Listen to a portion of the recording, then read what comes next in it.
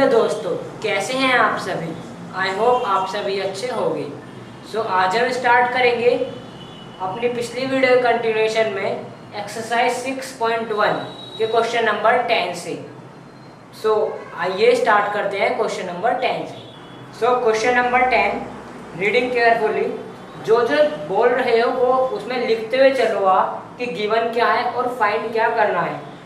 A ladder 5 metre long is leaning against a wall. एक सीढ़ी जो कि 5 मीटर लंबी है, ये दीवार है, ये एक सीढ़ी है, ये इस दीवार के ऊपर सीढ़ी रखी हुई है, पड़ी हुई है, लीनिंग। और इस सीढ़ी की जो लेंथ है वो है 5 मीटर। आगे कहा गया है the bottom of a ladder is pulled along the ground. ये जो यहाँ पे सीढ़ी जमीन पे तो रखी होगी, नीचे जमीन पर रखी होगी, ऊपर दीवार पर। इस जो सीढ़ी के फुट, ये जो फुट है इसे हमने खींच दिया, पीछे की साइड, इसे हमने खींच दिया पीछे की साइड। कितनी स्पीड से, किस रेट से, dx/dt।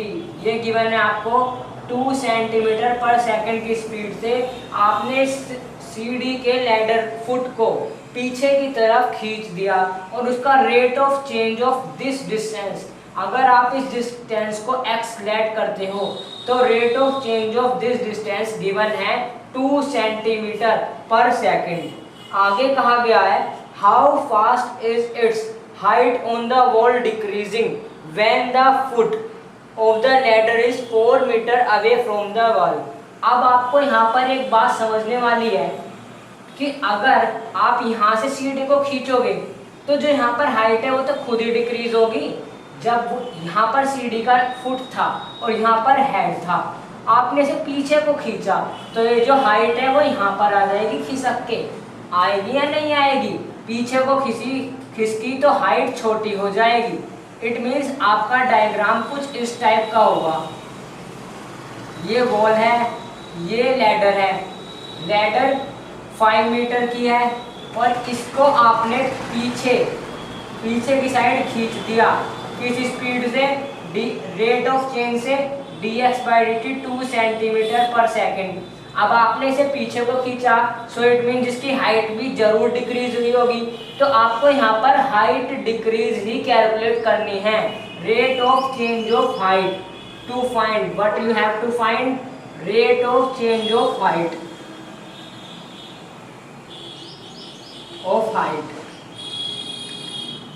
अगर आप इस डिस्टेंस को एक्सलेट करते हो, जो बॉटम का डिस्टेंस है उसे एक्सलेट करते हो और जो हाइट थी उसे आप वाईलेट करते हो, तो आपको एक बात समझनी होगी। क्योंकि यहाँ पर पॉजिटिव है तो इट मीन्स आपका यहाँ पर डिस्टेंस बड़ा होगा, क्योंकि मैंने आपको कई बार बताया है इंक्रीजिंग मतलब पॉजिटिव। और यहाँ पर आपको दिया गया है dx/dt = +2। इट मीन्स ये डिस्टेंस पीछे की साइड को खींचा गया होगा। अगर ये पीछे की साइड को खींचा गया है तो हाइट डिक्रीज हुई होगी। इट मीन्स आपका आंसर नेगेटिव में आएगा। समझ गए?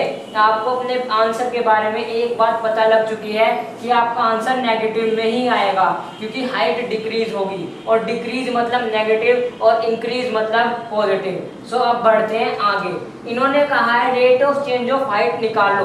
व्हेन, कब निकालनी है? When the foot of ladder, अगर ये जो फुट ऑफ लैडर है ये यहाँ से वॉल से 4 मीटर की दूरी पर था, 4 मीटर की दूरी पर है। ओके, क्वेश्चन बहुत ही सिंपल है, आप सभी जानते हो। ये लैडर है, वॉल है और ये आपकी जमीन है, तो ये हमेशा क्या बनाएंगे? Right angle triangle. क्योंकि आप कभी भी देखना, अगर आप सीढ़ी दीवार पर लगाओगे तो सीढ़ी हमेशा राइट एंगल ट्राइंगल ही बनाएगी। ऐसी कुछ इस टाइप की फिगर बनाएगी और ये फिगर क्या होती है? Right angle triangle. बीच में एंगल आ गया आपका 90 degree. You have to find what, dy/dt ही तो फाइंड करना है आपको, क्योंकि यहाँ पर हाइट आपकी क्या है? y। You have to find dy/dt when x = 4 centimetre. Question बहुत ही सिंपल है। आपको एक छोटी सी प्रॉपर्टी जो राइट एंगल ट्राइंगल में आपने 8th क्लास में पढ़ी है उसका यूज करना होगा। मैं आपको बता देता हूँ, आप रिकॉल भी करेंगे मेरे साथ। पाइथागोरस थ्योरम, आई होप आप सभी को ये याद भी होगी। सो आप एक बार मेरे साथ रिकॉल करें। पाइथागोरस थ्योरम क्या कहती है?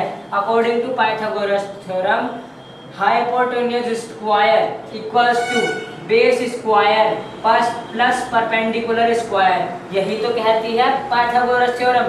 तो आपको यहाँ पर यही करना है। हाइपोटेन्यूज क्या होती है? जो सबसे बड़ी side, means length of ladder which is आपको गिवन है 5 मीटर। तो आपको इसमें सोचने की बात नहीं है, यहाँ पर आप 5 स्क्वायर कर दीजिए। बी स्क्वायर, बी क्या है हमारा? बेस। बेस अभी हमें कुछ गिवन नहीं है, क्योंकि ये जो वैल्यू हमें 4 गिवन है, ये हमें लास्ट में पुट करनी होगी जब आप इसमें dy बाई dt कैलकुलेट कर लोगे। तो यहाँ पर बी स्क्वायर, बी को हमने लेट किया है x। मैंने आपको ये बात पहले भी बताई थी, आपने हाइट को y लेट किया है। अगर आप हाइट को y लेट करते हो और बेस को x, तो बेस के स्क्वायर के लिए आप क्या लिखोगे? x square. So x square plus perpendicular square, perpendicular क्या है आपका? y square. सो आपको यहाँ पर कैलकुलेट करना है dy by dt। So dy by dt calculate करने के लिए आपको y वाली टर्म एक साइड लेकर जानी होगी और x और जो अनदर टर्म्स है वो दूसरी साइड। सो आप इन सभी को सेपरेट कर लेते हो। y square equals to 5 square which is 25 minus x square. Okay, यहाँ पर y स्क्वायर है, आपको कैलकुलेट करना है dy by dt, dy by dt। तो उसके लिए आप क्या करोगे? सिंपल y बनाओगे, स्क्वायर को हटाओगे। So y equals to 25 minus under root 25 minus x square. So यहाँ पर आपकी y की वैल्यू आई under root 25 minus x square. You have to calculate dy by dt। So simply आप इसे डिफरेंशिएट करोगे t के रेस्पेक्ट में, differentiating with respect to t। So dy by dt equals to dy by dt of under root 25 minus x square. सो आप सभी जानते हो इसका डिफरेंशिएशन क्या आएगा? अगर आप इसे रूट एक्स लेट कर लो, ये बात मैंने आपको कई बार बताई है, रूट एक्स का छोटा डिफरेंशिएशन मतलब शॉर्ट ट्रिक। क्या? अगर आप कहीं भी रूट एक्स लिखा हो दिखे तो आपको कुछ नहीं सोचना है, डायरेक्ट 1/2 रूट एक्स लिख देना है। अगर आप इस अंदर वाले टर्म को होल को x लेट करते हो तो ये क्या हो गया? Root x. तो इसे आप क्या लिख दोगे? 1/2 25 माइनस एक्स स्क्वायर। बट आपको यहाँ पर ध्यान देना है, यहाँ पर आप अंदर वाले फंक्शन यानी कि 25 माइनस एक्स स्क्वायर का भी डिफरेंशिएशन करोगे। 25 differentiation is 0 and x square differentiation is 2x। It means 0 minus 2x which is minus 2x। Okay, तो यहाँ से आप 2 से 2 कैंसिल आउट कर दोगे। सो आपने यहाँ पर डिफरेंशिएट कर लिया under root 25 minus x square, वो आया minus x upon under root 25 minus x square. But आपको यहाँ पर एक बात ध्यान रखनी है, आप यहाँ पर t के रेस्पेक्ट में डिफरेंशिएशन कर रहे हो तो इसके साथ dx बाई dt भी मल्टीप्लाई होगा। और घबराने की कोई जरूरत नहीं है, क्योंकि आपको dx बाई dt गिवन है 2 सेंटीमीटर पर सेकेंड। तो अब आपको यहाँ पर हर जगह x ही दिख रहा है। So you have to find this when x equals to 4 centimeter. So simply put x equals to 4 centimeter here. Put x equals to 4 centimeter. So minus x means minus 4 upon under root 25 minus 4 square which is 16 into dx by dt value is 2 centimeter per second. ये आपको question में ही given है। So minus 2 into 4 which is minus 8, 25 minus 16, 9, under root 9 is 3. It means dy by dt comes out as minus 8 by 3 centimeter per second. This is equals to dy by dt, means rate of change of height of ladder when base of ladder is 4 centimetre away from the wall. Okay, तो question काफी simple था, आपने बस यहाँ पर Pythagoras theorem use की है, आपको ये बात याद रखनी है। So moving to next question. So reading question number 11, ये काफी इंपॉर्टेंट क्वेश्चन है, आपको ये ध्यान से समझना होगा। A particle moves along the curve 6y = x³ + 2। तो तो जो आप पढ़ रहे हो उसे ध्यान से पढ़ो और लिखते हुए चलो।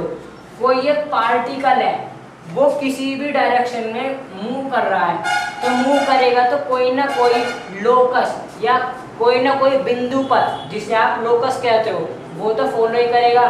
चाहे वो सर्कल चले, चाहे वो स्ट्रेट लाइन में चले, वो कैसे भी चल रहा है। इन्होंने यहाँ पर कहा है वो एक कर्व में मूव कर रहा है। जिस कर्व की इक्वेशन हमें गिवन है 6y equals to x cube plus 2। Okay, आगे कहा गया है find the point on the curve at which y coordinate is changing at 8 times as fast as x coordinate. तो यहाँ पर आपको ये बात ध्यान देनी है, बहुत अच्छे से पढ़नी है कि यहाँ पर आपको इस कर्व पर एक पॉइंट निकालना है जहाँ पर इस पार्टिकल की पोजीशन ऐसी हो कि y यानी जो इसका कोऑर्डिनेट है, इस पॉइंट का कोऑर्डिनेट किस फॉर्म में लिखते हैं, x और y की फॉर्म में, जो इस पॉइंट का कोऑर्डिनेट हो y का, यानी y वो चेंज हो रहा हो विथ 8 टाइम्स एज x। यानी कि आपको एक इन्होंने कंडीशन दे दी कि आपको एक ऐसा पॉइंट निकालना है जहां पर इस पार्टिकल का y कोऑर्डिनेट चेंज हो रहा हो as 8 times as x coordinate. आपको यहाँ पर इन्होंने कंडीशन दे दी इस स्टेटमेंट के जरिए y इक्वल्स टू 8x। ये बात आपको खुद ही समझनी थी। तो अब आपको कंडीशन मिल गई और इक्वेशन भी मिल गई, तो क्वेश्चन बहुत ही सिंपल है। आपको यहाँ पर एक बात और ध्यान रखनी है कि चेंज किसके रेस्पेक्ट में हो रहा है। ये पार्टिकल चल रहा है तो किसके रेस्पेक्ट में चेंज हो रहा है, टाइम के रेस्पेक्ट में चेंज हो रहा है। ऑब्वियस सी बात है, पार्टिकल मूव करेगा तो टाइम भी मूव करेगा। इट मीन्स हमें यहाँ पर टाइम के रेस्पेक्ट में कैलकुलेट करना है वो पॉइंट। ओके, सो क्वेश्चन काफी सिंपल है, आपको सिंपल सी बात है। यहाँ पर आपको इन्होंने इक्वेशन दे दी 6y equals to x cube plus 2। तो हमें टाइम के रेस्पेक्ट में चेंज हो रहा है पार्टिकल की पोजीशन। सो हमें क्या करना होगा, यहाँ पर टाइम के रेस्पेक्ट में डिफरेंशिएट करना होगा। Differentiating with respect to t, 6 एक कांस्टेंट है, सो y का differentiation 6 into d y by d t into d by d t of x cube और 2 का डिफरेंशिएशन 0। सो एक्स क्यूब का differentiation 3x square d x by d t equals to 6 into d y by d t. So यहाँ से 3 से 6 cancel out हो गया 2 times. आपको यहाँ पर गिवन है y equals to 8x, y equals to 8x। So आप यहाँ से dy by d t calculate कर सकते हो। So dy by d t equals to 8 into 1, 8 into d x by d t, 8 into d x by d t. So it means जो dy by d t की value है वो 8 times of dx by d t है। हमने ऐसा क्यों किया, क्योंकि यहाँ पर इस इक्वेशन में आप देखोगे तो यहाँ पर dy बाई डी टी भी लिखा हुआ है और dx बाई डी टी। आगे इक्वेशन किसी भी जरिए से सोल्व नहीं हो सकती। अब हमें एक बात और ध्यान रखनी है, जो हमें इक्वेशन गिवन है, जो हमने यहाँ पर फाइंड पता लगाई है क्वेश्चन के जरिए, इसका भी तो कहीं ना कहीं यूज होगा। तो हमने भी इसे एक बार t के रेस्पेक्ट में डिफरेंशिएट कर देखा और हम देखते हैं कि हमारा तो क्वेश्चन इसके जरिए सोल्व हो सकता है, क्योंकि यहाँ पर dy बाई डी टी और dx बाई डी टी के बीच में एक इन्होंने हमें रिलेशन दे दिया और हमें उस रिलेशन की ही जरूरत थी। सो अब आपकी इक्वेशन बची है 2 into d y by d t equals to x square d x by d t. So आप यहाँ से इक्वेशन नंबर 1 से dy बाई डी टी की वैल्यू पुट कर सकते हो। dy by d t is equals to 8 into d x by d t equals to x square into d x by d t. So dx by d t से dx by d T cancel out और अब आपकी x square की value आई 16। तो x equals two plus minus 4 या फिर आप इसे 4 भी ले सकते हो। एक्स स्क्वायर इक्वल्स टू 16 तो x equals two plus minus 4। अब आपने x का कोऑर्डिनेट निकाल लिया, अब लेकिन आपको निकालना है x और y दोनों के कोऑर्डिनेट्स। x का कोऑर्डिनेट निकल चुका है। सो आपकी यहाँ से x की दो वैल्यू आई, x equals two plus minus 4, एक +4 और दूसरी -4। तो आपको ये दोनों वैल्यू हुई इस इक्वेशन, कोऑर्डिनेट्स फाइंड करने हैं वो इस कर्व के ऊपर फाइंड करने हैं। तो आपको x की वैल्यू 4 और -4 दोनों इस इक्वेशन के ऊपर पुट कर देखने होंगे। So when x equals to 4, 6y equals to 4 cube plus 2, so y की वैल्यू आ जाएगी 11। और इसी सेम प्रोसीजर से आपको x की वैल्यू -4 पुट करनी है इस इक्वेशन में। So 6y equals to -4 cube plus 2, so इससे आपकी y की वैल्यू आ गई -31/3। तो आपको यहाँ पर ध्यान रखनी है एक बात कि यहाँ पर दो ऐसे पॉइंट होंगे जिस पर y coordinate is changing as 8 times as x coordinate. So these are 4 and 11 when x equal to 4, 11 and -4 and -31/3. So that's all for today's guys. Meeting soon in my next video. For then, thank you.